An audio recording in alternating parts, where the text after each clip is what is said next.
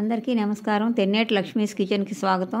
ఇంకా లేట్ చేయకుండా ఈరోజు రెసిపీలోకి వెళ్ళిపోదాం. మనము గోంగూర పచ్చడి చేసుకుందాము. దీనికి కావాల్సిన పదార్థాలు స్క్రీన్ మీద కనబడుతున్నాయి, చూడండి.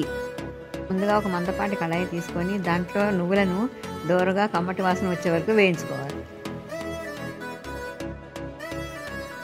గోంగూర ఆకులన్నీ శుభ్రంగా కడిగి ఆరబెట్టుకోవాలి. తడి లేకుండా చూసుకోవాలి. ఏమాత్రం తడి ఉన్నా కూడా పచ్చడంతా బూజొచ్చి పాడవుతుందండి, జాగ్రత్తగా చూసుకోవాలి.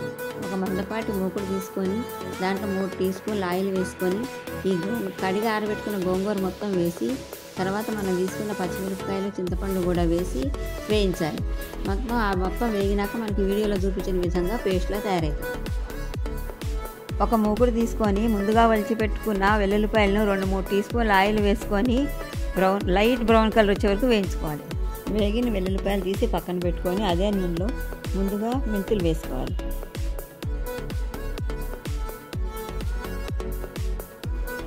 అందులోనే ఆవాలు వేసుకోవాలి. ఆవాలు కొంచెం వేగాక చిటపటమన్నాక వీడియోలో చూపించిన విధంగా ఎండుమిరపకాయలు కూడా వేసుకొని అవి కొంచెం కలర్ మారాక ఇంగువ కూడా వేసుకోవాలి.